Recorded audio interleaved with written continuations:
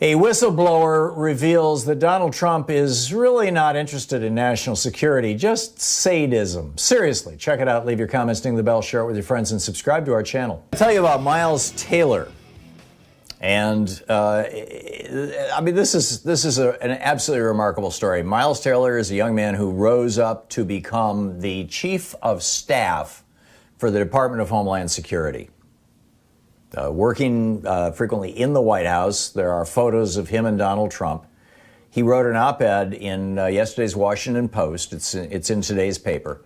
And Donald Trump tweeted, "Many thousands of people work for our government. With that said, a former disgruntled employee named Miles Taylor, who I do not know, never heard of him, said he left and is on the open arms fake news circuit, said to be a real stiff. They will take anyone against us."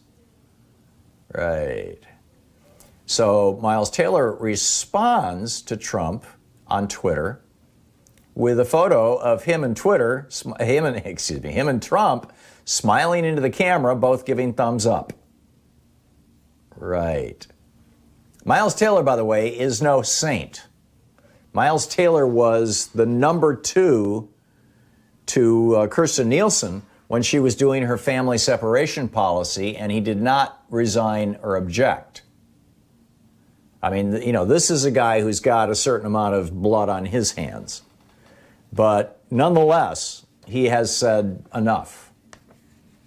Enough. The chief of staff of the Department of Homeland Security, he said, after serving for more than 2 years in the Department of Homeland Security's leadership during the Trump administration, I can attest that the country is less secure as a direct result of the president's actions. Now, then he gets into exactly why. And this is shocking, damning, sadly not surprising, but astonishing. He says the president has tried to turn the Department of Homeland Security, the nation's largest law enforcement agency, into a tool used for his political benefit.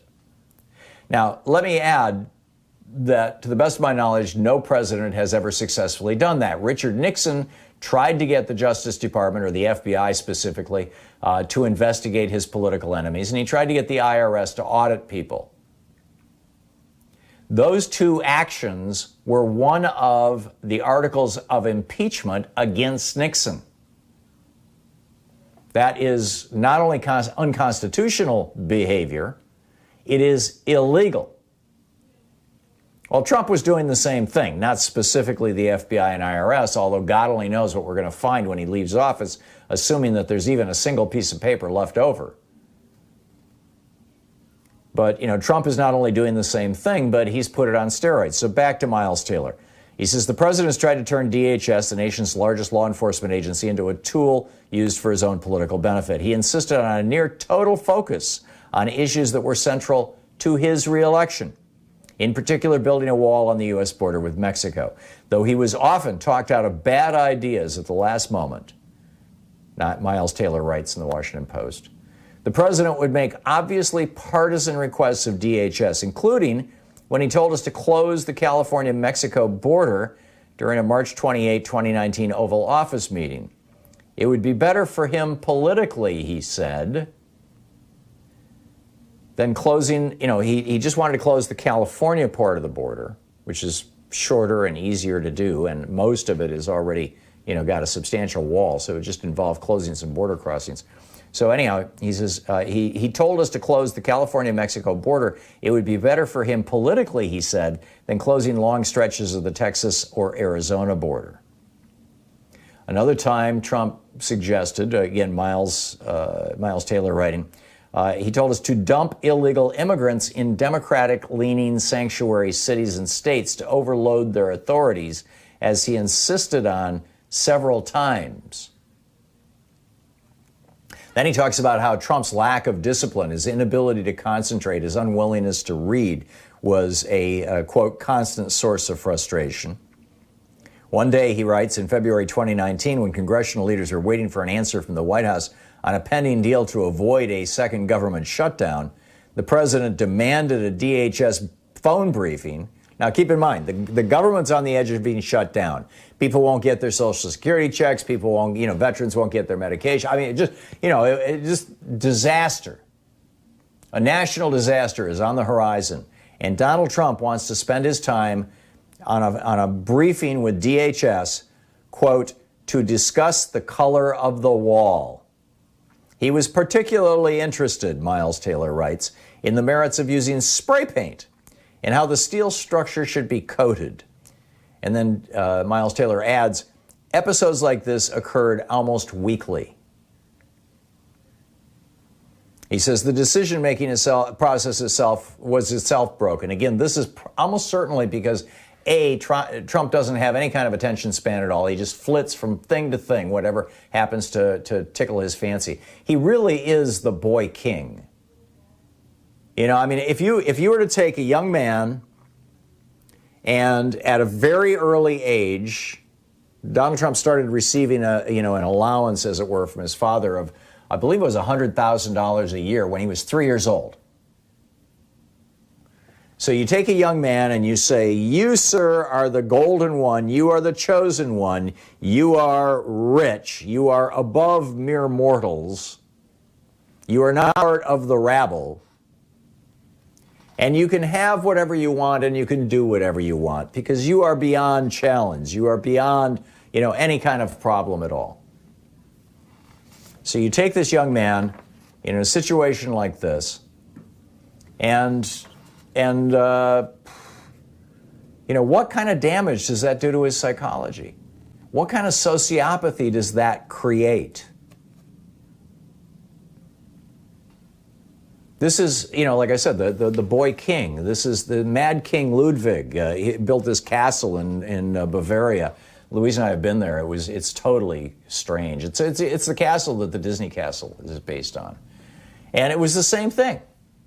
He was raised by distant parents who didn't much care about him and given anything he wanted whenever he wanted it, and he couldn't focus on things and he couldn't make reasonable decisions. And when he died, the people of southern Germany just erupted in applause, as it were.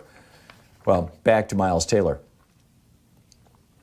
He talks about the decision-making process was broken. Trump would abruptly endorse policy proposals with little or no consideration by him or his advisors of possible knock-on effects.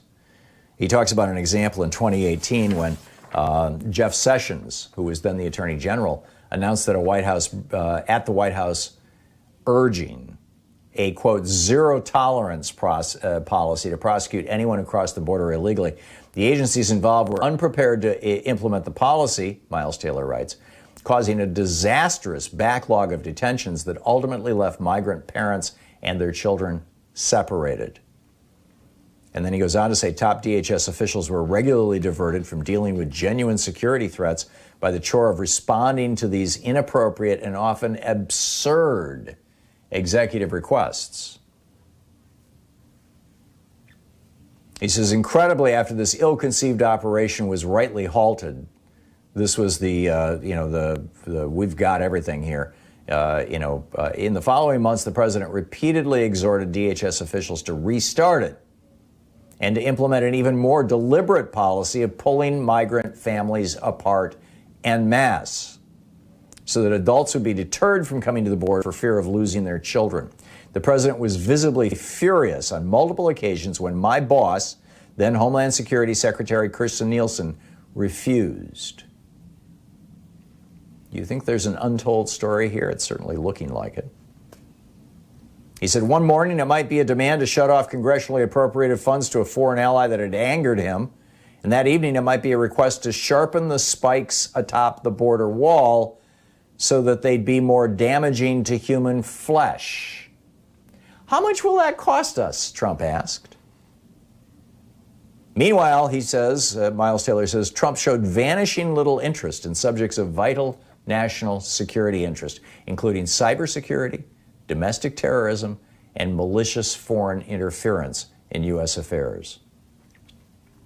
He points out that DHS has 250,000 employees. He says, you can't run an organization like this. This is nuts. My phrase, not his.